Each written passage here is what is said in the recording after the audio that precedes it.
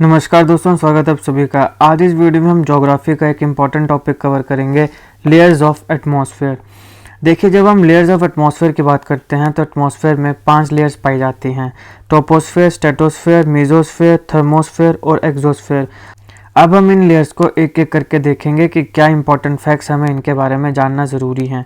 सबसे पहले बात करते हैं ट्रोपोस्फेयर की। देखिए, ट्रोपोस्फेयर लोएस्ट लेयर होती है अर्थ एटमॉस्फेयर की। अर्थ में सबसे लोएस्ट लेयर जो होगी वो होगी ट्रोपोस्फेयर। जितने भी वेदर चेंजेस हमें देखने को मिलते हैं वो सारे के सारे इसी लेयर में होते हैं। All kinds of weather changes occurs within this layer, within troposphere. सारे वेदर चेंजेस ट्रोपोस्फेयर में ही देखने को मिलते हैं। इस लेयर में आपको वाटर वेपर और मैच्योर पार्टिकल्स भी देखने को मिलते हैं। अगर हम इस लेयर की हाइट की बात करें तो 8 किलोमीटर से लेके तो 18 किलोमीटर तक होती है। अब देखो, इतना ज़्यादा वेरिएशन क्यों? 8 किलोमीटर जो इसकी हाइट है वो पाई जाती है पोल्स में, 18 किलोमीटर की हाइट पाई जाती है इक्वेटर में। अब सवाल है कि इक्वेटर में ये ज़्यादा हाइट की क्यों होती है? इसका कारण ये है कि यहाँ पर आपको हॉट कन्वेक्शन करंट्स देखने को मिलते हैं। तो हॉट कन्वेक्शन करंट जो होते हैं वो ट्रोपोस्फेयर में जो गैसेज हैं उनको अपवर्ड, ऊपर की तरफ पुश करते हैं, जिसकी वजह से इक्वेटर में जो ट्रोपोस्फेयर है उसकी जो हाइट है वो आपको ज़्यादा देखने को मिलती है। तो अगर आपसे सवाल पूछा जाए कि ट्रोपोस्फेयर इक्वेटर में ज़्यादा हाइट की क्यों होती है, तो उसका कारण होगा हॉट कन्वेक्शन करंट्स। क्योंकि ये जो हॉट कन्वेक्शन करंट्स होते हैं ये गैस को अपवर्ड, ऊपर की तरफ पुश करते हैं, जिसकी वजह से ट्रोपोस्फेयर जो है उसकी हाइट बढ़ जाती है। तो नॉर्मल क्या है, 8 किलोमीटर पोल्स में, 18 किलोमीटर इक्वेटर, यानी 8 से 18 किलोमीटर के बीच में इसकी हाइट होती है। अब जैसे जैसे ट्रोपोस्फेयर में आप अर्थ से यानी ग्राउंड से ऊपर की तरफ जाते जाएंगे, वैसे जो टेम्परेचर है वो डिक्रीज होने लगता है, यानी कम होने लगता है। अब ये सवाल है कि कितना कम होगा। देखिए, 165 मीटर की हाइट में 1 डिग्री सेल्सियस का टेम्परेचर डिक्रीज आता है। तो हाइट के साथ टेम्परेचर डिक्रीज होने लगता है। 165 मीटर की हाइट होगी तो 1 डिग्री सेल्सियस टेम्परेचर डिक्रीज हो जाएगा। इस फिनोमिना को हम बोलते हैं नॉर्मल लैप्स रेट। ध्यान में रखिएगा, सीधा सवाल है, कई बार ये भी पूछ लिया जा सकता है कि नॉर्मल लैप्स रेट कहाँ पाया जाता है। देखो, हमने देखा ट्रोपोस्फेयर में क्या होता है ये कि हाइट के साथ जब टेम्परेचर डिक्रीज करता है उसको हम बोलते हैं नॉर्मल लैप्स रेट। हाइट के साथ आपको अगली कुछ लेयर्स जो हैं जिनको हम आगे डिस्कस करेंगे उसमें भी टेम्परेचर डिक्रीज होता हुआ देखने को मिलेगा। 165 मीटर ऑफ हाइट के साथ 1 डिग्री सेल्सियस का टेम्परेचर डिक्रीज, जिसको हम बोलते हैं नॉर्मल लैप्स रेट। अब यहाँ पे बात आती है ट्रोपोपोज, जो कि एक ट्रांजिशनल लेयर होती है बिटवीन ट्रोपोस्फेयर और स्ट्रेटोस्फेयर। यानी कि ट्रोपोस्फेयर होगा, फिर स्ट्रेटोस्फेयर शुरू होगी, तो बीच का जो उनकी लाइन होगी वो होगी ट्रोपोपोज। और ये ट्रोपोपोज किस किस के बीच की ट्रांजिशनल लेयर है? ट्रोपोस्फेयर और स्ट्रेटोस्फेयर। तो transitional layer between troposphere and stratosphere is tropopause. अब हम बात करते हैं दूसरी लेयर की जो है स्ट्रेटोस्फेयर। देखिए, स्ट्रेटोस्फेयर सेकेंड लेयर होती है एटमॉस्फेयर की, अबव ट्रोपोस्फेयर, ट्रोपोस्फेयर के ऊपर। अगर हम इसकी हाइट की बात करें तो अर्थ सरफेस से ये 50 किलोमीटर की हाइट पे होती है। देखिए, अर्थ सरफेस, ट्रोपोस्फेयर से नहीं, अर्थ सरफेस से इसकी कितनी हाइट होती है? 50 किलोमीटर्स की हाइट होती है। ये जो लेयर होती है ये काफ़ी ड्राई होती है, इसमें काफ़ी कम मात्रा में वाटर वेपर्स आपको देखने को मिलेंगे। वाटर वेपर हमें सबसे ज़्यादा कहाँ देखने को मिलेंगे? ट्रोपोस्फेयर में, स्ट्रेटोस्फेयर में बड़े कम वाटर वेपर देखने को मिलेंगे। ये काफ़ी ड्राई होती है। और जो आपकी फ्लाइट्स होती हैं, हवाई जहाज़ वगैरह जो उड़ते हैं, उसमें भी जो स्ट्रेटोस्फेयर है वो काफ़ी एडवांटेज देती है। अभी ये क्यों देती है एडवांटेज? क्योंकि ये अबव होती है जो स्टॉर्मी वेदर है। हमने देखा कि जितने भी वेदर चेंजेस है वो कहाँ पे हो रहे हैं? ट्रोपोस्फेयर में। ये जो स्टॉर्मी जो वेदर है ये उसके ऊपर होती है, और इसके साथ साथ यहाँ पे स्टेडी, स्ट्रॉन्ग और हॉरिजॉन्टल विंड्स होती हैं स्ट्रेटोस्फेयर में।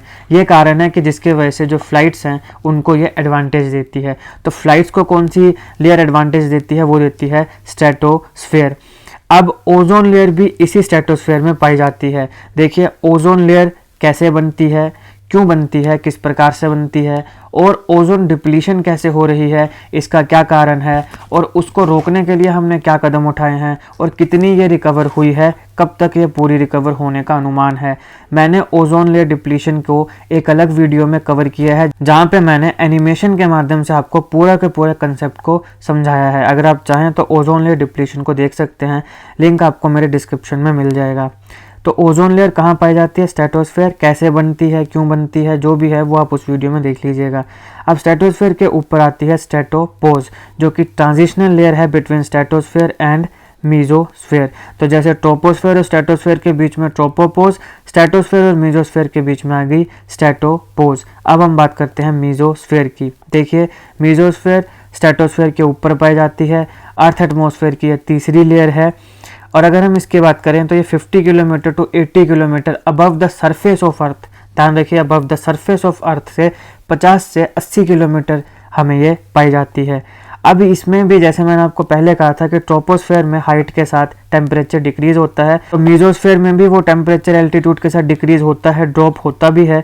अगर हम 80 किलोमीटर तक पहुंच जाएं इसके ऊपर तो -100 डिग्री सेल्सियस तक का टेम्परेचर हो जाता है। तो ये बताता है कि टेम्परेचर जो है वो हाइट के साथ कितना डिक्रीज हो रहा है। और 80 किलोमीटर तक अगर ऊंचाई पे आप चले जाएं तो -100 डिग्री सेल्सियस का टेम्परेचर वहाँ पे होता है। यही कारण है कि जो एटमॉस्फेरिक जितनी भी लेयर्स हैं उसमें ये सबसे कोल्डेस्ट लेयर पाई जाती है, क्योंकि उसके ऊपर फिर आपके पास थर्मोस्फेयर आएगी, वहाँ से हाइट के साथ टेम्परेचर डिक्रीज होने लगता है क्योंकि आप फिर सूर्य के नज़दीक जाने लगते हैं। तो मीजोस्फेयर जो होती है वो कोल्डेस्ट होती है। एटमॉस्फेरिक लेयर जितनी भी हैं उन सारों में से सबसे कोल्डेस्ट लेयर कौन सी होगी? मीजोस्फेयर। ये इंपॉर्टेंट फैक्ट है, याद रखिएगा। इसके साथ साथ जो मीटियोर्स होते हैं वो भी मीजोस्फेयर में ही बर्न होते हैं। तो इसको आपने कैसे याद रखना है? देखो, एम से मीजोस्फेयर, एम से मीटियोर्स। आपको सवाल पूछा जाएगा एग्जाम में कि मीटियोर जो हैं वो कहाँ बर्न होते हैं, तो एम से मीटियोर्स, एम से मीजोस्फेयर। तो मीजोस्फेयर जो है वहीं पे मीटियोर्स बर्न होते हैं। उसके ऊपर कौन सा आएगा? मीजोपोज आएगा, जो ट्रांजिशनल लेयर होगी between mesosphere and thermosphere. Troposphere stratosphere में ट्रोपोपोज, स्ट्रेटोस्फेयर मीजोस्फेयर में स्ट्रेटोपोज, मीजोस्फेयर या थर्मोस्फेयर के बीच में क्या होगी? मीजोपोज। अब हम बात करते हैं थर्मोस्फेयर की। देखिए, थर्मोस्फेयर चौथी लेयर होती है अर्थ एटमॉस्फेयर की, 80 से 400 किलोमीटर तक पाई जाएगी।